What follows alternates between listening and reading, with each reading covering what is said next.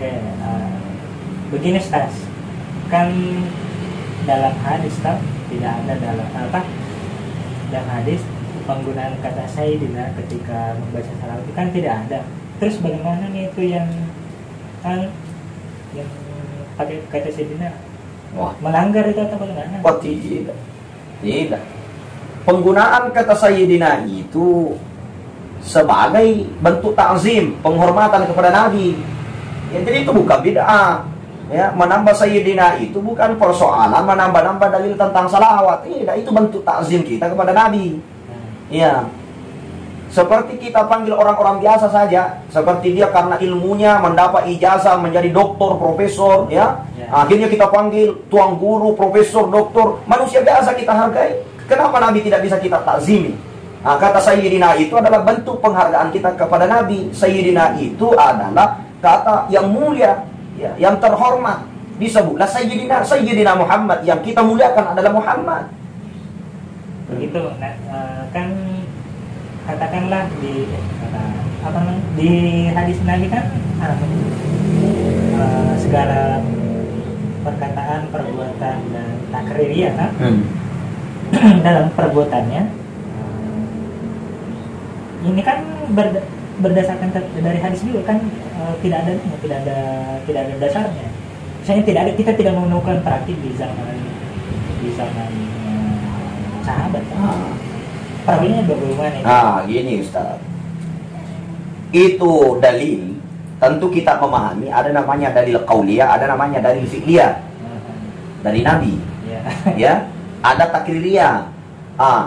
Dalam kaidah usul itu, kalau ada perkataan Nabi dan ada perbuatan Nabi yang bertentangan, maka yang kita lakukan itu adalah sesuatu yang dikatakan oleh Nabi, bukan yang diperbuat oleh Nabi. Jadi kalau kita temui dua dalil sama-sama sahih, ya, sama-sama sahih, satu perbuatan Nabi yang bertentangan dengan perkataan Nabi, ya, maka mana yang diikuti?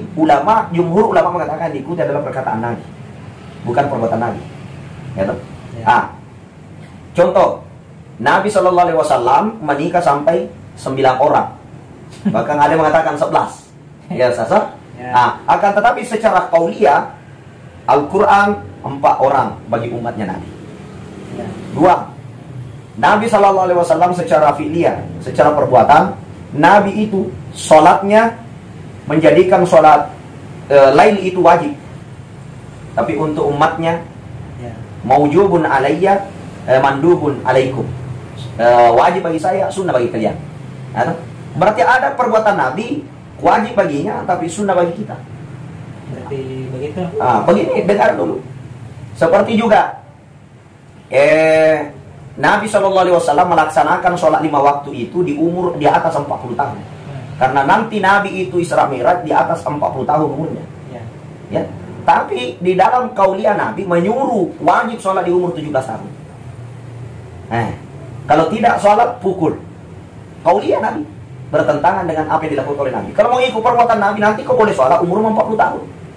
Karena nanti setelah Isra Mi'raj Nabi itu baru dia melaksanakan itu sholat 5 waktu. Ya. Jadi bukan fi'liyahnya. Mana lagi dalilnya? Nabi tidak baca surah Al-Kahfi setiap malam Jumat atau hari Jumat. Tapi dalam qauliyah Nabi menyuruh umatnya membaca Al-Kahfi pada setiap Jumat. Ya, dalam riwayat yang lain juga ada yang menyebutkan walaupun didoakan oleh beberapa ulama, tapi secara fadail amal ulama membolehkan itu baca Yasin. Ya, siapa yang baca Yasin, ya, mangkara suratu Yasin fi kulli lailatil Jum'ah, siapa baca surah Yasin setiap malam Jumat, antar faun bala ala hayatihi, Allah mengangkat bala dalam kehidupannya. Nabi tidak baca Yasin setiap malam Jumat. Mana dalilnya Rasulullah melakukan itu? Tapi Rasulullah sebut secara qauliyah, secara fi'liyah tidak. Jadi banyak itu fi'liyah Nabi, namun tidak dilakukan tidak diperintahkan oleh Nabi. Dan banyak qauliyah perkataan Nabi tidak diperbuat oleh Nabi. Maka mana yang diikuti bila dua dalil bertentang? Qauliyah Nabi. Ya, Nabi menyebut bagaimana kita memuliakan Rasulullah SAW. Ya, bagaimana kita ini ta'zim kepada Rasulullah SAW. Ya, may yukram ila Rasulillahi fahuwa ahabba ilaihi. Siapa yang ta'zim kepada saya, memuliakan saya, maka sebenarnya dia mencintai saya. Dalam riwayat yang lain, man ahabbani kana ma'i fil jannah, siapa mencintaiku, maka dia bersamaku masuk ke dalam surga. Ini dalil-dalil untuk takzim kepada Nabi. Maka ulama kita untuk memuliakan Nabi tidak disebut-sebut saya namanya Muhammad. Itu kurang ajar. Sedangkan doktor profesor tidak berani kau bilang Imran, bedu tidak. Kau sebut Puang Bedu, Pak Bedu. Masa manusia biasa kau bisa muliakan? Rasulullah penghulu seluruh makhluk termulia di dunia ini, kau tidak bisa sebut sebagai orang yang mulia dengan menyebut kata Sayyidina. Sungguh bego otaknya orang begini. Coba Ustaz. Nah, itu menurut apa yang saya pahami seperti itu Ustaz. Ya, di situ nih problemnya Ustaz.